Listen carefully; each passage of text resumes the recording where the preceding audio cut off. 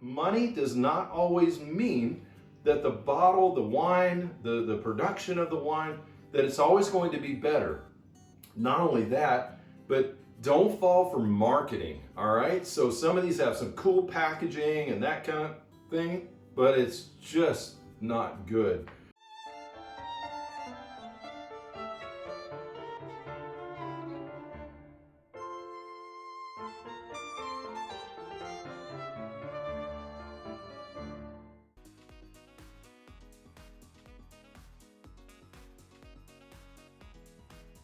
Hey babe, you ready? Yeah, I'm done. Come on in. You guys have been so excited about this video. Number one, I want to say this video is dedicated to my good friend Franz Martins. He absolutely loves Primitivo. This is dedicated to you, my brother. All right, so here's the thing. I went to the grocery store, 3 different grocery stores here in Germany, and I bought 6 different Primitivos, all right? And one of the reasons I want to do this video is because Primitivo is so popular right now in Germany. There's a couple reasons why, and one of the reasons why is Primitivo, it tends to have a sweeter kind of mouthfeel, a sweeter sort of presence. It even smells a little bit sweet. Now, it's not because someone like added a bunch of sugar to it or anything along those lines. It's just the way that grape behaves. It's just a sweeter style of grape. Now, with sugar content, that also means that it can have higher alcohol. And so sometimes Primitivo can be a little bit higher in alcohol and yet still retain that sort of sweetness in your mouth. But I'll talk more about that as I taste through them. All right, so here's the thing. You heard that I said I bought 6 Primitivos, but how many bottles do we have? 1, 2, 3, 4, 5, 6, 7. The reason is because I bought a bottle of California Zinfandel as well. Now you guys may be saying, Barron, why in the world would you buy a bottle of California Zinfandel to taste with Primitivos? Here's why. They are the exact same grape. Isn't that cool? So this grape actually started in Croatia, who knows how long ago, and then moved to this area of Italy, which is kind of this area called Puglia. This is the whole area where most of the Primitivo is grown. Very cool, very neat area. So Primitivo and Zinfandel, the exact same grape. So I'm going to taste these blind. As you can see, I have no idea which wine is which. Obviously I bought them, so I have an idea of like what the labels look like and things and what the prices are. But as you saw earlier, Emily poured all of these and I have no idea what they are. So which brands they are, these kinds of things. Without any further ado, I'm going to get started. Which side starts with 11, honey? Because I can't see. This side. All right. So this side starts with 11. I just have a little piece of paper here, and as you're going to see, all I've written here is the numbers. So all I'm going to do is just make a little note. Maybe I'll kind of give it a score of sorts. And at the end, what I'm going to do is arrange these in the order of my favorite to least favorite. Really interested to see where this California Zinfandel is going to end up in this tasting. So, all right, man, here we go. Number 11. So just looking at the color right off the bat, yeah, so it's a deep red color. It has some decent clarity to it.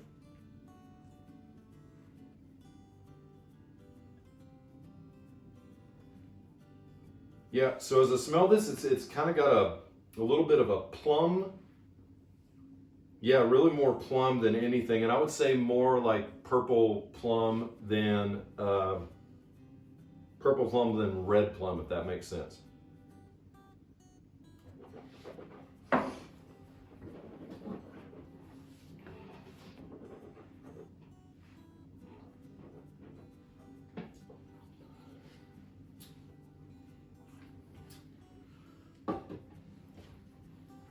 Just letting it finish here for a second.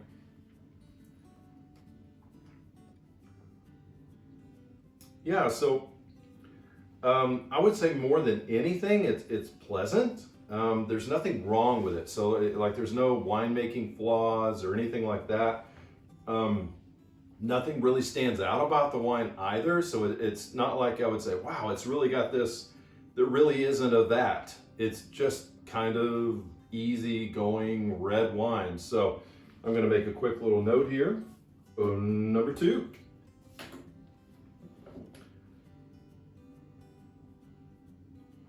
So as far as color goes, like compared to the other one, this one's a little brighter in color. It has more of kind of like a little bit of a violet. So yeah, just a little bit different color there. So smell it. Yeah, the nose is very different on this one. Huh, hard to describe. Give me a moment.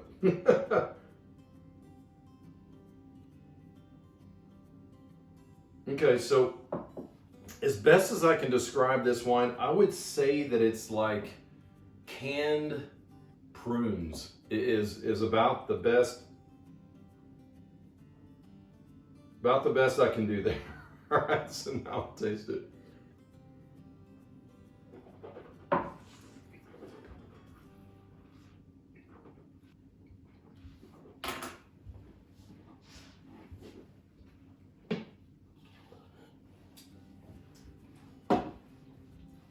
So just letting it finish here.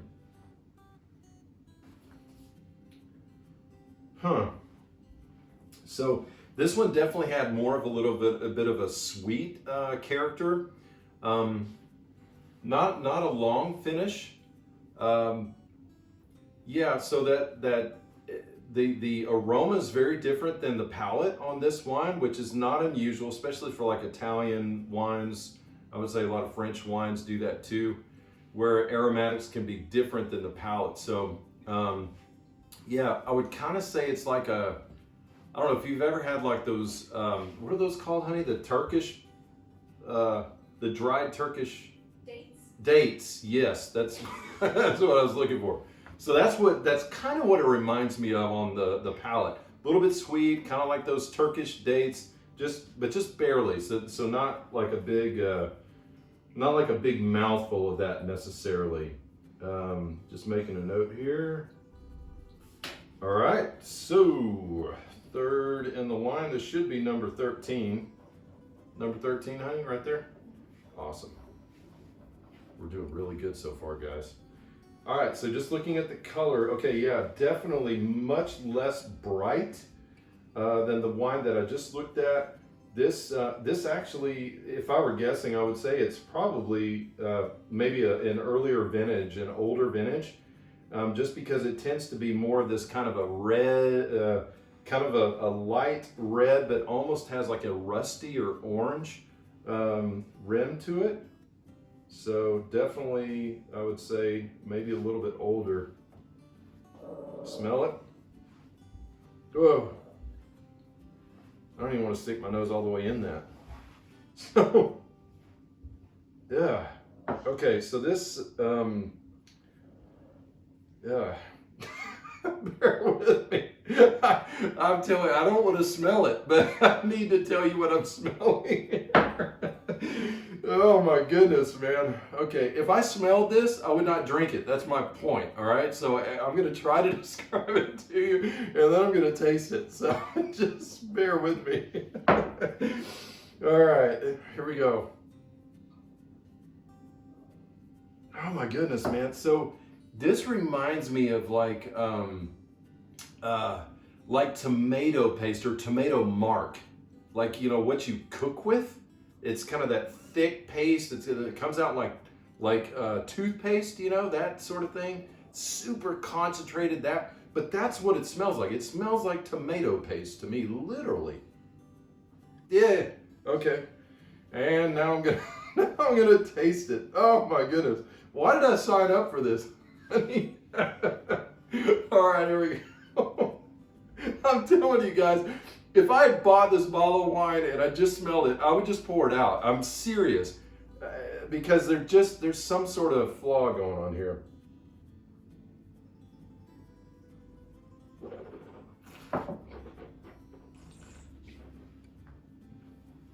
Mm-mm.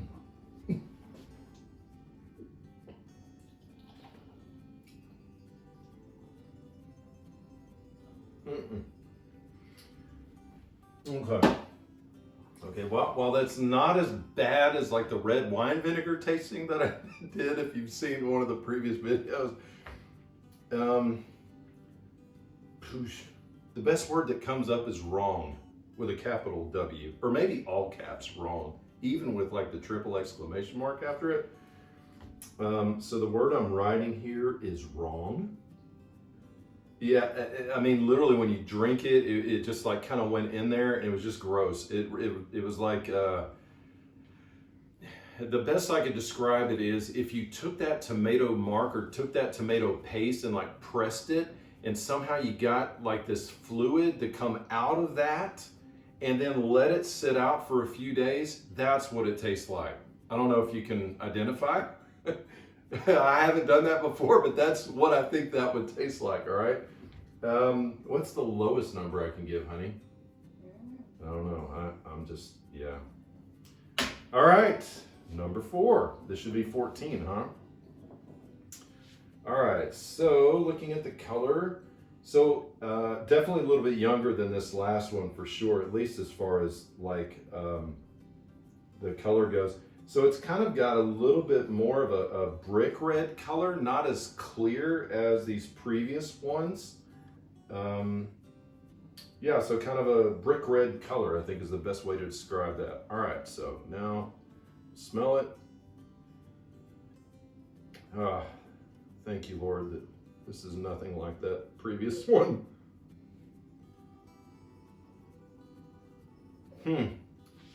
I'm really surprised by the variety already with these first 4. I mean, because they literally have so little in common. Yeah, so I'm really struggling with this one too. It's very interesting.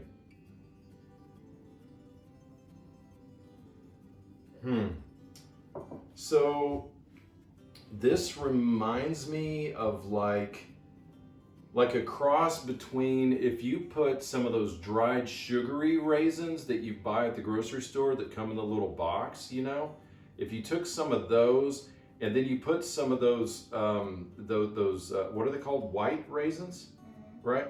Put some of those white raisins in there, golden raisins, and then if you just like squished it and then smelled it, that's what this smells like. But it's a nuance. It's not like super sweet like that, but that's the kind of nuances I get when I smell it. So there's nothing wrong with it when I smell it, which is absolutely wonderful to begin with. All right, so let's taste it.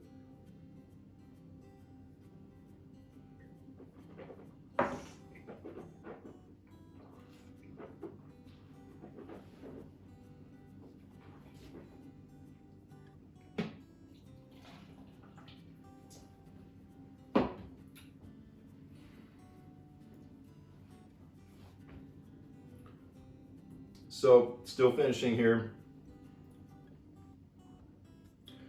Yeah, this one's pretty pleasant. It definitely has more complexity, more mouthfeel than the previous 3 wines,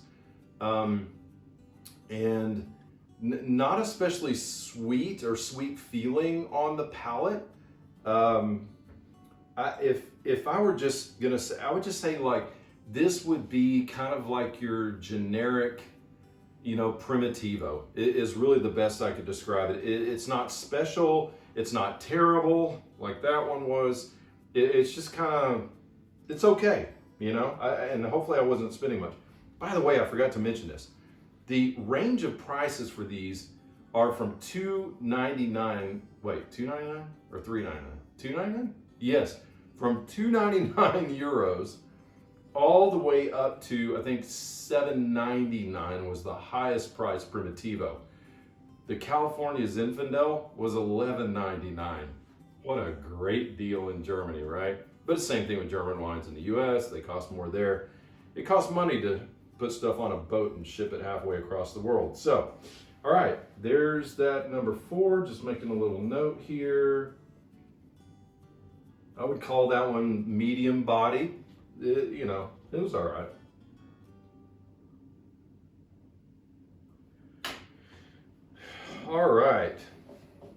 number 5. This has not nearly been as much fun as I was hoping it'd be, honey. So far I've been really underwhelmed. But maybe what do you expect for $7.99 and below, right? Yeah, because I could smell this one even before I lifted it up. So just looking at the color of this one, as you notice what I'm doing, I'm holding, because I have good light behind me here, I'm holding this against the white page just like this. It helps me to be able to see the color really clearly, so that's why I'm holding it over here like this. So this one definitely has the richest color of any of them so far. This one has more like a, yeah, so it's a deeper red, even kind of going towards that blood red color, a little bit darker center to it. So yeah, definitely a richer color than the other ones. So smelling it, that was Austin, by the way, our little Yorkie.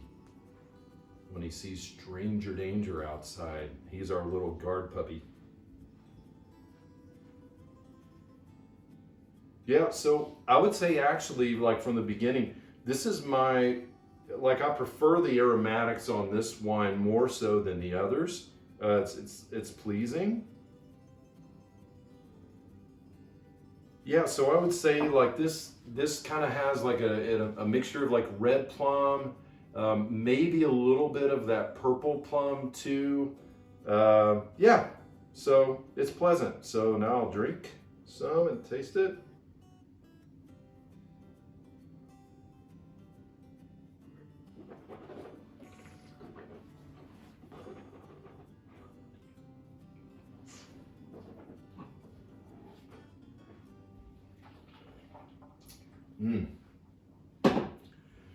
Yeah, I can tell you by far, this is heads and shoulders above the previous 4. So, yeah, great. It's medium bodied, so it's not rich and powerful, but the flavor profile, yeah, it's more of that kind of red plum, a little bit of purple plum, so it's got a little bit of a richness when you're tasting it.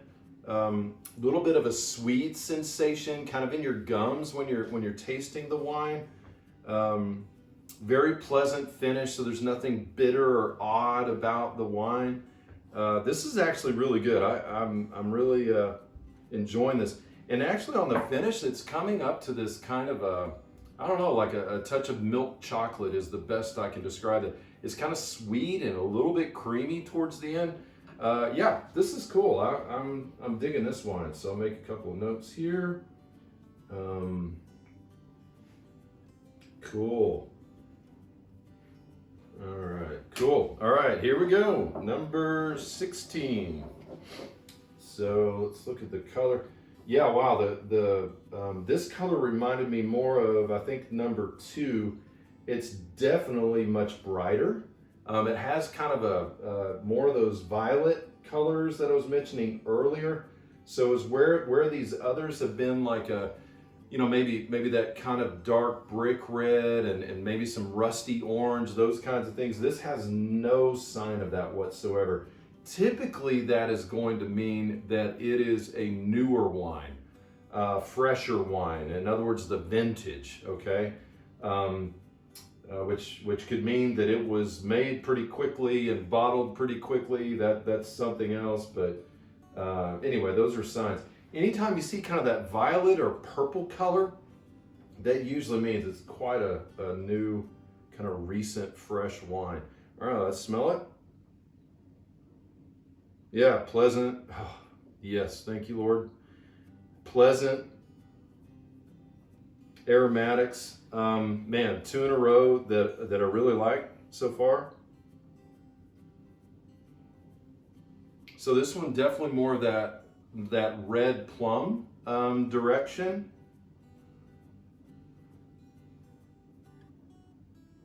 Yeah, mostly red plum. Really not a whole lot of other aromatics going on.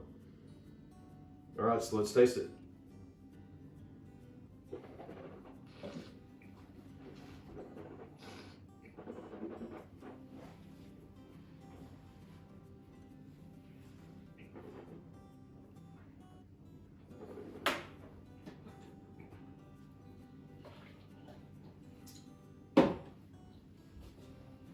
So still finishing here. Yeah, this wine is it's really pleasant. More in line with the wine that I just had. Definitely has a good presence. I would even say I would give an edge to this wine here from a standpoint. It has a little bit more complexity, even a touch of spicy character, which I couldn't identify spiciness in any of these. And Zinfandel Primitivo sometimes can have that spicy characteristic to it. So kind of like a cinnamon, allspice, think baking spices is what I'm talking about, not clove, not that direction. Wow, but very pleasant. I'm very impressed with this one.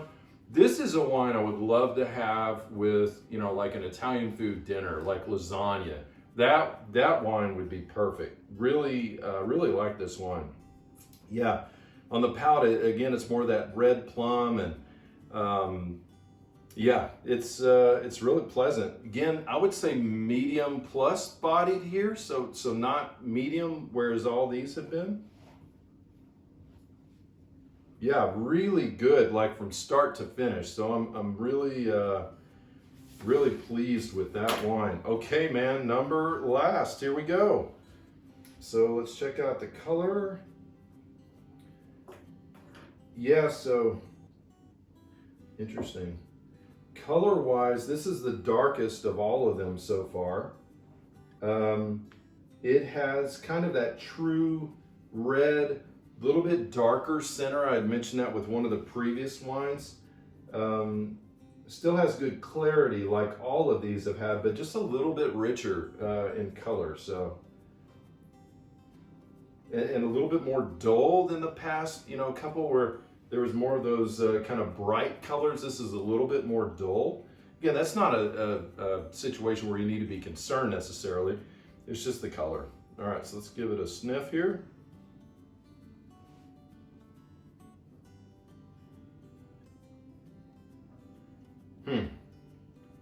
Very interesting. So definitely not pleasing like the last two were. I mean, it's okay. There's nothing wrong with it. It's just the... So, okay, I was mentioning those Turkish dates a minute ago. I don't know if there is such thing as a canned Turkish date, like if you could buy Turkish dates in a can, but that's, if there was such a thing, that's what that smells like to me. And when I say canned, it means that there's kind of a little tinny note. Like it's the difference between looking at green beans and smelling green beans versus opening a can of green beans. There's just that smell. None of these have green beans, by the way. That was just an example. So, yeah, that's the best description I've got there for the aromatic. So let's taste it now.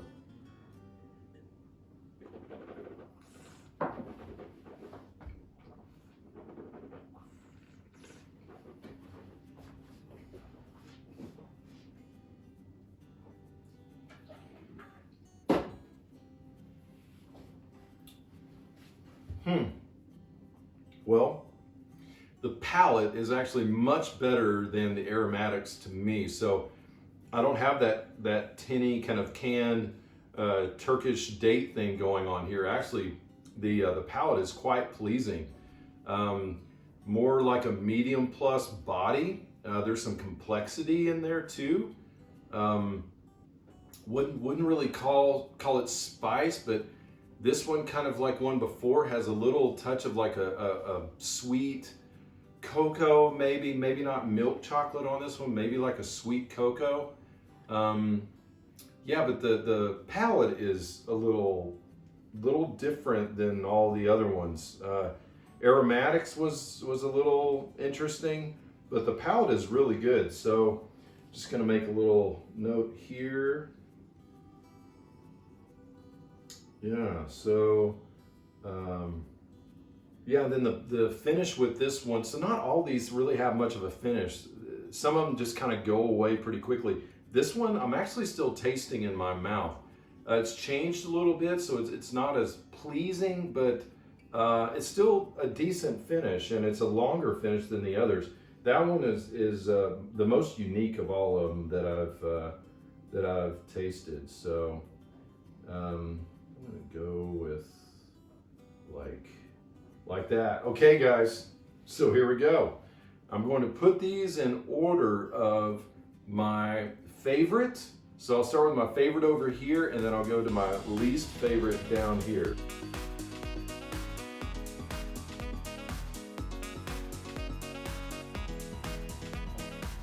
Okay,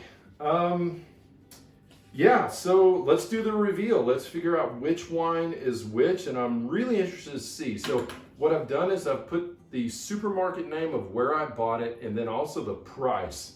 So this is gonna be the kind of the second part of this video is how much difference is there in those wines from the $2.99 Primitivo all the way up to the, I think the most expensive was $7.99. I'll be really interested to see how the pricing comes into play here. And I'll be really interested to see which one is the Zinfandel from California too. I think it was the last one I tasted. That's my guess, but I don't know. Not sure. I'm not a sommelier after all. Okay, so the first one is, wow, so one of the less expensive wines. So this is number 16. And this is the one that's $3.59 from Aldi. So I'm actually pretty impressed with that. Really impressed, actually. For $3.59, man, come on, I would buy that all day long. Okay, and then number 17, which was my next favorite. So this one was $4.99 at Hieber. Hieber is also Etika. So for those of you that have Etikas in your areas, this may be the one that you'll see there. So pretty impressed with that wine too. And then third, who are you? All right, there's the one from Lidl that's $3.59. What's amazing to me is, I mean, if you look at the glass on this bottle, it's really pretty. I don't know how in the heck you sell this thing for $3.59, like where the winery actually makes money at all, and where Lidl makes money. Yes, this is one of those mysteries that we'll be solving for the rest of our lives for sure. So there's that one. And then number 4, interested to see what number 4 was. So this is the cheapest one actually. This is the $2.99 from Lidl. That's the cheapest bottle. Now again, you're gonna see it's got this cool bottle and stuff. How in the world you could sell that for $2.99 is just, it's beyond me. All right, so there's number 14.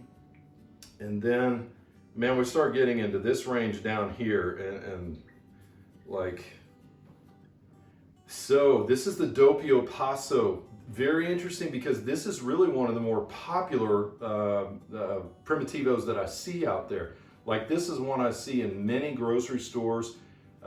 Typically has a pretty good shelf position too, which tells you that it's very popular. So I'm very surprised to see this one down here, $7.49. So it was also one of the most expensive Primitivos as well. Interesting. Oh my goodness, honey, you know what this means? Look, California Zen is absolutely in last place. So this one I think has the coolest label, and here is proof that labels don't mean the wine is good. The label on this one is so cool to me. I don't know if you can see, but it's got this really awesome paper. The colors are neat. It's just beautiful. Love the name of it. But it was just not good. $7.99 at Aldi. This was the most expensive Primitivo that I bought. Man, what a disappointment. You roll out $8 for that and it just is like, grr. Guys, I gotta tell you, I am really surprised by this. Because I have a long history with Ravenswood Zinfandel. Ravenswood Zinfandel used to be one of those wines that, you know, for different wine magazines in the US and such, this for many years was one of those kind of top value Zinfandel, you know, wines of the year. This thing would have good ratings, you know, good solid scores. It was usually around kind of $9, $10, maybe even $8. But over the course of time, it became something that was very, very inexpensive. And it kind of became a brand that was just kind of everywhere. And so in the US, last time that I saw this around in the US, I want to say it was probably around $7 retail, maybe $8 retail. So it's definitely been devalued to some degree. But oh my goodness, you guys, I'm so disappointed in this wine. I thought it would fare better. And for $11.99, oh good grief, what a tremendous waste of money.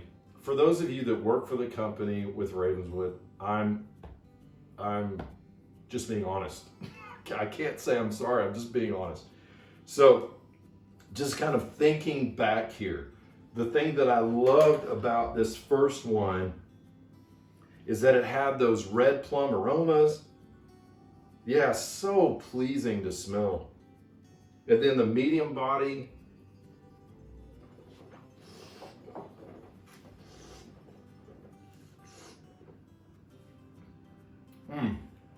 Yeah, that wine is, oh, I didn't spit. There you go. That's how good it is. That wine is really good. I'm really impressed with that wine. Guys, especially for $3.59 at Aldi. Are you kidding me? So good. Number two, I also want to revisit this one too, because this was a really close tie, almost a tie for me between number one and number two. Number two, the reason why it didn't kind of fit as high for me is because the aromatics. Remember where I was talking about that kind of tinny, like date sort of thing going on? Yeah, see, and still the aromatic is just kind of strange to me. But like I said earlier, don't let the aromatic throw you, unless it just smells awful. Don't let the aromatic throw you off. Sometimes the palate can be different. And this is definitely the case here.